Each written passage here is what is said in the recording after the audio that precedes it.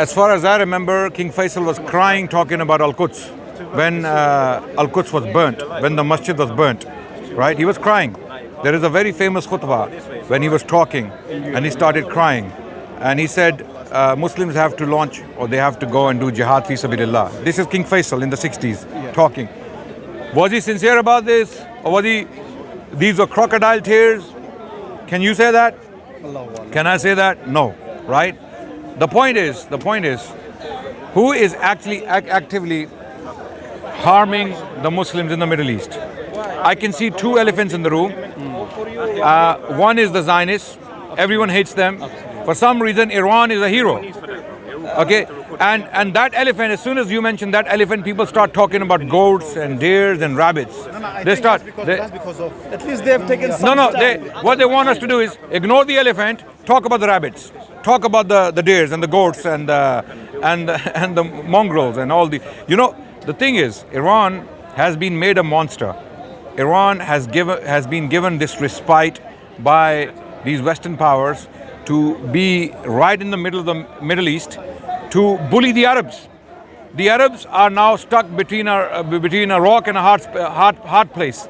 You have Israel on the one side and you have Iran behind them, which is a hostile enemy. By constitution, Iran wants to take all of the Middle East for oil, for spreading Shiaism, for spreading its own religion, for stretching throughout the Muslim territory in the Middle East and beyond, possibly. Okay, they want to acquire nuclear weapons so that they can bully all the Arabs in the region. So it's a very dirty game that's taking place. No one is free. No one is free of fault. No one is free of blame. I'm making this very clear. But there are some who are bigger culprits, visibly, than others. Would you not give credit to them? Credit for what? I credit for bombing, say, Tel Aviv. Nobody else could do. There's damage done. China can do it. But Russia can do it. Because they don't have any incentives. At the moment, they don't. Why? If China, let's say, if China was to bomb Tel Aviv, do you want China to be a Muslim hero? Would you cheer for China? Let's say Modi from India decides to bomb Tel Aviv. Yeah. Are we going to cheer for Modi? Are we going to walk around with no? Are we going to walk around with saffron flags? No, saffron. Oh, no. We're not going to do that. However, so why Iran? Why Iran? For example, Modi and his government have not killed more Muslims than Iran has. That's true. Then why do you come and talk to me like this? That what you have to give credit? No. Well, credit for what? Killing Muslims? I wasn't aware Iran killed Muslims. Who did they kill? I wasn't aware. How old are you? Do you watch news? You know about Syria? You know what happened in Syria? Iraq and all that. Yeah, they have got a history of history. Iran kept Bashar al-Assad in power for 10 more years. And Bashar was actively dropping barrel bombs on densely populated... Sorry? Iran and Putin, yeah? Whoever was in the pot. I would like to add something, including Palestinians. A lot of Palestinians in Syria were killed by Assad. Sorry? I said a lot of Palestinians in Syria were killed by Assad's regime. Yes. And a lot of people don't know that. In Iraq, the same thing. Palestinians are Sunnis. Right, yeah. Palestinians are Sunnis. And my question is, why do the Iranians feel so strongly about Palestinians? Because they're carrying the Palestinian flag all over the world. Do they actually care about Palestine? They would say, yes, we do. Palestine is special. They are very oppressed. They are our brothers and sisters. We feel for them. They are oppressed. Okay? So why don't you have the same feelings for Syrians? They might turn around and say, no, Palestinians are special because they are the defenders of Al-Quds, Masjid al-Aqsa. But you don't believe Masjid al-Aqsa is in Al-Quds. The Shias don't believe that the current mosque compound is Masjid al-Aqsa. They believe it's in the fourth heaven. So they don't even believe it's a holy site. They don't believe it's a holy site. Their holy sites are in Iraq, in Najaf, okay, in Qum and Mashhad and all these places, okay? So why are you fighting for Palestinians? It's just a smoke screen. It's a pretext to gain more territory, to claim sympathy, to claim support from the rest of the Muslim Ummah, because the Iranian establishment and their proxies, they know that the only way to gain credibility and and some level of respect from the Muslims around the world is to Palestine, Palestine, Palestine, Palestine, Palestine, Gaza, Gaza, Gaza. If that's the case, why is it that the Muslim Brotherhood issued a statement, I believe a couple of weeks ago, praising Iran for fighting for Palestine? Right. Because they issued a statement. By the way, she's been sent. Yeah, I know. They issued a statement 2 weeks ago. She's just When they see me, for some reason they just come like, yeah, it's all these. But why is it they issued such a statement? Is it the Muslim Brotherhood, the organization themselves? Because I saw a statement on Twitter about it. What about Muslim Brotherhood? They were praising the Iranian regime. Yeah, it's politics. It's politics. If you ask the people of Gaza on the streets, they will tell you the same thing I'm telling you. We don't care about Iran. Iran is the enemy. Look what they did to our brothers and sisters in Syria. If Iranians had Gaza, if they occupied Gaza, what religion do you think they will impose on the people? Thank you. Yeah, you will have black flags, you will have temple worship, you will have people crawling on, you will have people striking their cheeks and doing those flipping satanic rituals you see in Iraq and Pakistan and all over the world, where they're stabbing. No, smacking is now light. Smacking is 7-Up light.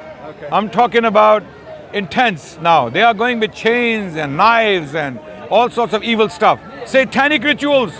There are people, white people, those right-wing channels on Twitter, they are posting these guys, oh, this is Islam, look, this is Islam, this is in London, this is in New York. And they are showing these people with striking the cheeks and the chest. And we have nothing to do with them. They're not even 2% here. But because they come out and they want to do these evil things in public, people take the images, and those gullible masses here in Britain, in the US, you know, this cowboy in Texas doesn't know who these people are. He's looking at these people on his phone and saying, Ya Hussein, Ya Ali, Ya Hussein. And they're beating their chests and they're stabbing themselves. They think these are Muslims. Like you said, just one quick question. Like you just said, what Brotherhood said was politics.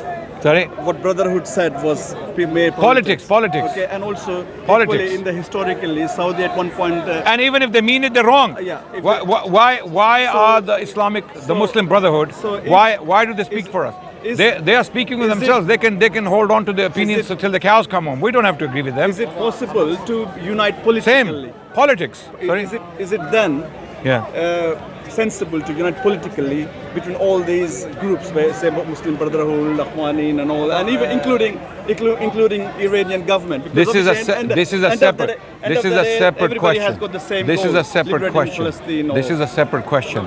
Can we unite with Iran or Hezbollah or the Houthis politically? The question is how. What are the details? Who leads the armies? Okay, who has the weapons? Because these people, every time they come in with their weapons, they occupy territory, they prop up their temples, they start forcing the people to accept their religion, like what happened in Iran 500 years ago. Iran was a 90% Sunni country until the Safavids came in and they massacred, they committed genocide of Iran. First of all, they committed genocide of the ulama. All the Sunni ulama were completely decimated. They were massacred. Why? Because they were standing up to this new threat. Okay, and then they forced the entire population. Over 200 years, the Iranians became Shia because they lost their touch from. They lost their scholars. They lost their books. Anyone found to be possessing Sunni books would be crucified. This was Iran. Once upon a time, people don't know history. People forget history. People have forgotten recent history. Syria. And they're cheering for Iran because if tomorrow Modi sent rockets to Tel Aviv, are you going to cheer for Modi? You're gonna wave saffron flags? You're not going to do that. All right. What about Syria, the issue of normalization? With Israel, like with the Jelani, he's saying that basically part of the normalization deal with the Israelis that you have to fight Iran, Hezbollah, and in Islamic Jihad in Palestine. So, what's the take on Jelani? I don't know what Jelani. Is it a tactical? People accuse when we talk about Syria, they immediately jump to Jelani. Okay, Julani is one person. No, me- We don't know what he is. We don't know who he is. We will have to see in the coming days, in the coming years, if he stays in power, okay, how he will behave, what government he's going to make, how is he going to run affairs. At the moment, he just took over, right? And these Iranian shills, these Hezbollah propagandists and Iranian shills online, they want Julani to come in and have a paradise made immediately in 5 days or in 1 week. They want him to have nuclear weapons. They want him to have a completely working military. They want him to start attacking Israel straight away. That's what they want, which they couldn't do for 50 years. Assad regime was in power for 50 years. Hafiz al-Assad came to power in the early 70s, 1971, if I'm not mistaken, right? And his son lost power last year. Yes? 50 years. This axis of resistance, okay, what was it doing? And amazingly, the Israelis waited for 50 years to bomb their military installations. Israelis left Assad regime with all that military prowess, with all that military equipment untouched for 50 years. As soon as these guys, the so-called rebels come in and they free Syria from the Rafida, from the Iranians and the proxies and Bashar, when they free Syria, the Israelis come into action. Okay, now these guys have come to power. We cannot leave these weapons in their hands. Weapons were in the hands of the resistance axis, which was actually an axis of Israeli facilitation. They were actually a buffer zone between the Sunnis and the Israelis, right? Syria is a huge territory, very important land. So Israelis had their puppets there, this Bashar, who, you know, it's one thing to say death to America, death to Israel, which is what the Iranians always chant here. But that death actually means death to the Sunnis of Iraq, the Sunnis of Syria, the Sunnis of Yemen. It doesn't actually mean, when the mullahs in Iran, when they say Marg Bar Israel in Persian, they actually mean the Muslims. They don't mean, because how many Israelis, their generals or their military have they actually killed or targeted? Okay, so the point is, this is all a game. This is a dirty game. We absolutely abhor that. Anyone normalizing ties with Israel, with the genocidal, it's like normalizing with Shaitan, Iblis, right? Anyone who is normalizing ties with Israel is absolutely, we absolutely hate that, we abhor that, and we condemn that. This is not the right course of action, because Israel is going to fall soon. It's going to fall. You cannot continue having committed a genocide of this scale. You cannot last, just like the Nazis, you know, they saw the peak of their power and they committed a genocide and they were no more. Israel is no more. Mark my words. Next 5 to 10 years, Israel will not be in power anymore in the Middle East, because the European masses have woken up. The Western people who were brainwashed for the last 50, 60 years into thinking that Israel is this beacon of peace and justice and democracy and morality in the Middle East, right? Now they have woken up that how can you burn children alive? How can you bury them alive? How can you send rockets into the foundations of buildings and cause the buildings and then starve them to death? Don't let medics in. Don't allow any support to get in. You are starving these people to death in front of the whole world. You cannot last. The Romans, they fell because they started committing atrocities. Okay, the Egyptian pharaohs, they are no more. They are gone because they did similar atrocities. The British Empire crumbled. It fell because it committed genocides around the world. The Germans, when they came into Africa, they committed a genocide in Namibia. They couldn't hold on to Africa. Likewise, the French committed a genocide in Algeria. Okay, they could not last. Their empire fell and crumbled. It's another thing. They're still doing crime. They're still doing crimes in Africa.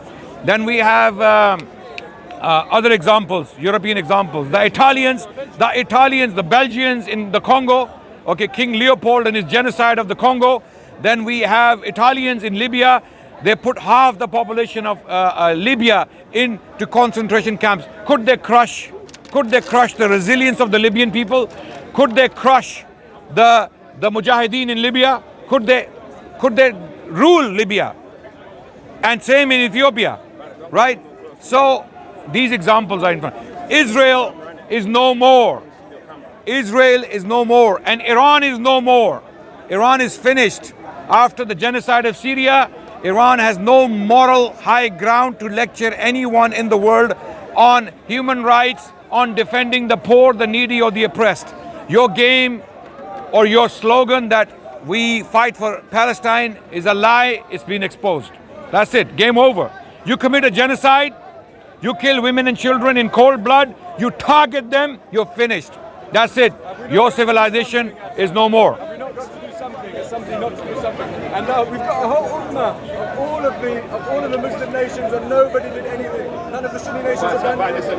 Nobody has done anything. Sometimes when you go against Allah's creed, Do what you can in your power. Someone's asking me. We're going against Allah's creed. Someone's- We're not doing anything. so- By standing here and talking and no, listen, brother. we're going against Allah's creed. No. No problem. Thank you. It's okay. It's okay. It's okay. It's okay. Guys, it's okay. No problem. Someone thinks that talking like this doesn't do nothing. You're wrong. There are hundreds of thousands of people watching this. And thousands may change their minds. Rasulullah ﷺ started by talking. He started by talking. He talked to the Meccans. He talked to the people of Medina. He talked to the Arabs. And lo and behold, we know what happened historically. Alhamdulillah, there was peace. There was peace and justice from that talking. Likewise, you need to start talking. The problem is we're not even talking. Our people are not even talking. Our intellectuals, our scholars are not even talking. Start talking. Life is short. What's going to happen? What's the worst that's going to happen? Life is short. Talk. And it's the people who talk who change the world. People, the mover and shakers in the world, in the history of the world, have been those who talk without fear. Talk and let people hear, and you will see leaders rise. They will be inspired. People will be inspired. They will hear these things and they will be inspired, and they will change things, inshallah. Scholars are coming out saying we should support Iran. Brother said, many scholars say we should support Iran. Okay? Those scholars are either jahil or they are a bunch of munafiqeen. I'm saying it categorically. Okay? Or to give due credit to some of them who are sincere, they are misguided. They are either jahil, juhal, completely jahil. Okay? Though they don't know history, they don't know geopolitics, they don't know what these governments are doing in the region. Either that's the case, or they are sellouts who are receiving some incentives, or they are completely misguided, which is a possibility. Okay, there is a small group of people who are completely misguided. They have this erroneous opinion that we should cheer for Iran. Why? Would you cheer? As I said, would you cheer for Modi, for India, for BJP? If the Indian government today started sending rockets to Tel Aviv, are you going to walk around with saffron flags? Are you going to walk around with the anti-Muslim flag, saffron flag of these right-wing, racist, genocidal, apartheid Hindus in India? I'm not saying all Hindus. Yeah, are you going to say Jai Jai Shri Ram? Yeah.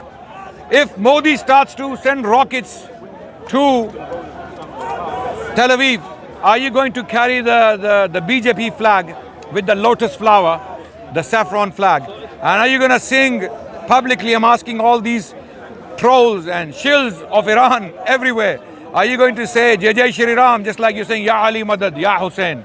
Yeah, are you going to do that? No, you're not going to do that. Why? Because you know Modi is a criminal and his establishment is a criminal establishment, even though they have not even killed 2% of what Iran has done in the Middle East. Iranians, they have the blood of 1 million Muslims on their hands. So why do you cheer for them? Simple. I don't know what's wrong with people. They're not thinking. Yeah. So that's my response to that. So there is a huge number of scholars who have given this fatwa that neither Iran nor Israel, they are both enemies. Okay? Let them neutralize each other. It's not our business. We have nothing to do with any of them. We're not cheering for any of them because they're both enemies. But this Iran-Israel issue is nothing to do with Islam. Sorry? It's to do with nuclear weapons Who? Iran's? and Israel. The beef. No. Iran is claiming Islam. Iran is claiming that we are fighting Israel for Islam, which is a lie. Israel attacked them the nuclear weapons? Israel, I don't know why Israel attacked them. If they attack them, my question is, the Israelis and the Americans are perfectly capable of downing this regime. They can bring down this regime in 10 days. I can guarantee you. Iranian public is completely against this regime. The Iranians hate the mullahs. There is not a mullah who can walk around the streets of Iran with his turban and not get abused. There are videos online where people are running up to these turbanators, okay, and they're smashing the turbans on the ground. Have you seen those videos? Anyone? I need some witnesses. Have you? I have. You have? Yeah, there is a guy walking with a gown, with a turban on his head. Some Iranian youngster comes and smashes the turban and brings it to the ground. They cannot get a taxi stop for them. They are hated. Sorry? Because the turban is being used as a thing of respect in Iran by these people. So they don't hate the turban. They don't hate the turban. The turban is just a cloth on the head, but it represents something. And the people of Iran believe that these mullahs are a bunch of hypocrites who don't deserve to wear this turban. That's the point. It's not the turban. It's the people who are wearing the turban. Okay, because there are people who are wearing turbans in Iran who are not like the Sunnis in Balochistan, for example. They also wear turbans. That it's not happening to them. It's happening to these Shia mullahs who rule the country. The Iranian people hate them with passion. If the Americans wanted the regime to fall, they could do it in 10 days. They want this regime to be there so that they can sell their weapons to the Arabs. Who? Because of the hypocrisy. Because they see them to be hypocrites. They preach one thing and they do another. Okay? So exactly what Guru Nanak ji condemned. Exactly what he condemned. Yeah, exactly what he condemned. The behavior that you claim to be one thing, but you do another. This is the problem. Because the people are not stupid. Iranian people know that these people who are wearing these gowns and turbans, they are nothing but a bunch of hypocrites who are getting richer by the day at the expense of the people. And people have no rights. People cannot express their views against them. So it's a regime which is ruling people through intelligence, through bullying and imprisonment and torture. There's no doubt. So you cannot say the same thing about the Gulf Arabs. The Gulf Arabs, the people, go to any Saudi. Are you happy? He will have something to say that I have this problem, I have that problem, but he will never say that I want my government to go. As bad or as good as the government may be, right? You go to Bahrain, only the Shia are against the government in Bahrain. Okay, you go to Kuwait, the Gulf countries are taking care of their people. They give them a lot of incentives, right? In Qatar, any Qatari national, everything is paid for. In Kuwait, the government gives stipends to the people. There is not a country in the world that treats its citizens like that. Okay, I'm not talking about their politics. I don't agree with their politics. Sorry? You touched on the other one. Sorry? You touched on the other one, Modi's government. Modi's government does. Yeah. Sorry, I didn't get the question. You touched on what the other one, that's Modi's government, they do it as well. What, they're giving incentive? No, oh sorry, I meant they're the ones that are treating their citizens badly as well. Yes, because Modi in India, the only way he can come to power is by spreading hate against the Muslims. His entire narrative has been, you know why he's not doing that to the Sikhs? They also hate the Sikhs.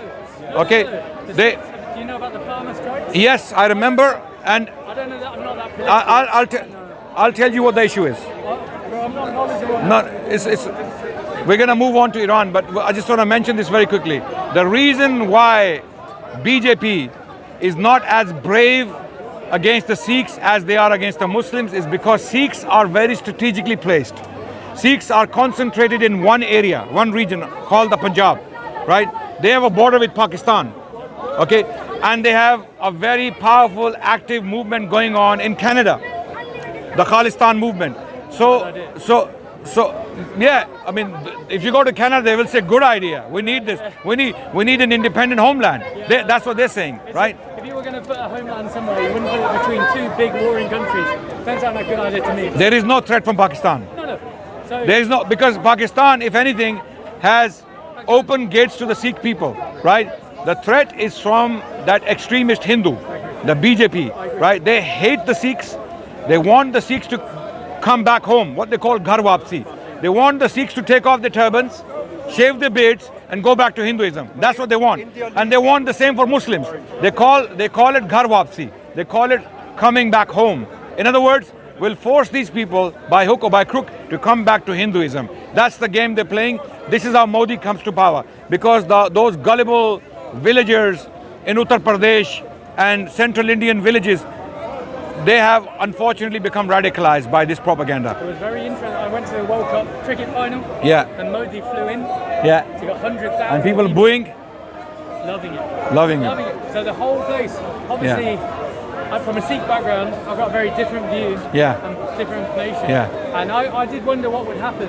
But when we got in, all phone signal was turned off and he was flown in somewhere and he'll come up on the screen everyone. But that was in Gujarat, that's where he's from. Yeah, so the point is, these people, they don't care about the masses. Okay, while when you look at the Gulf region, and again to highlight that we do not agree with the political actions or decisions they're making, absolutely no. But if you look at the people, they are very happy. They're not like the people of Iran or India or Pakistan or let's say even Egypt, so-called democracy, right? So wherever you have monarchies, I'm not for monarchical system, right? But you look at kingships. Yeah, look at Jordan and look at Egypt. You will see. Egypt Look. is a basket. Yeah. Compared to Qatar, it's a basket. Yeah, and because these kings who are ruling these Middle Eastern countries or the royal families, they know they have to stay in power. If they don't take care of the people, people will remove them, right? In a place like Egypt, he's a military dictator. He doesn't care. Die. 1 million people can die in front of him. He's got the military behind him. He doesn't care, right? But these small states in the Middle East, they have no militaries. Okay, all they have is money, oil money and gas money. So they are buying their people. For the wrong reasons, for the right reasons, they are buying their love, they're buying their compassion, they're buying their support.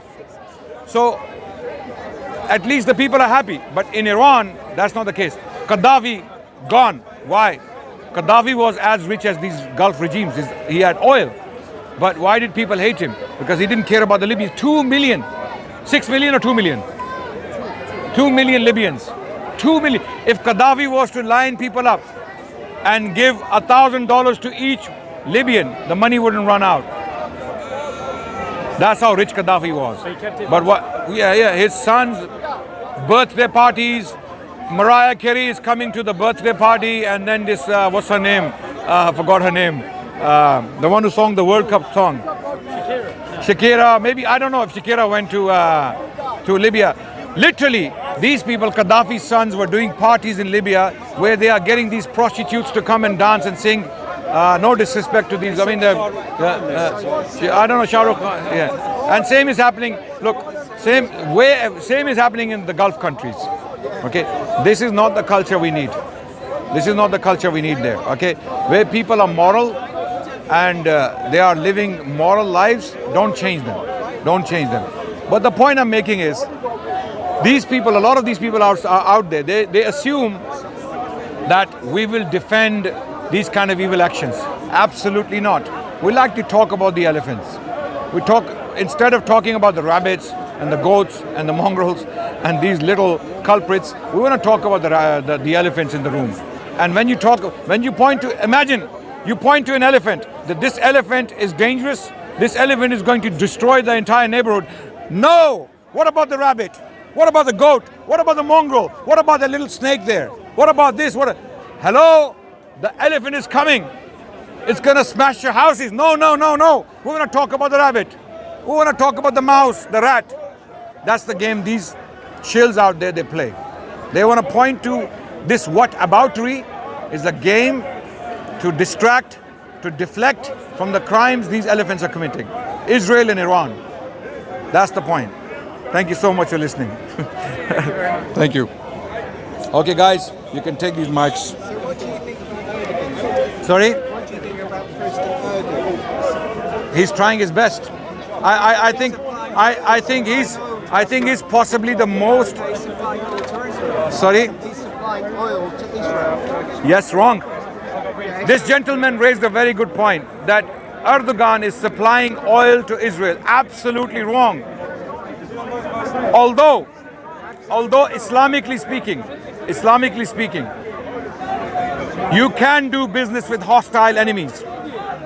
In Islam, under strict regulations, you can do. But here in this case, any help for Israel